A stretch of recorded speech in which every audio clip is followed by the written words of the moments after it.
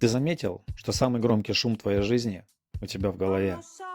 Не город, не люди, не музыка, а этот внутренний голос, который без остановки комментирует, судит и перемалывает одно и то же. Ты пытаешься его заглушить. Включаешь музыку погромче, идешь в бар, забиваешь вечер сериалом, лишь бы не оставаться с ним один на один. Но это как пытаться утопить собственную тень. А бесполезно. Каждое утро он просыпается вместе с тобой и снова начинает свой монолог.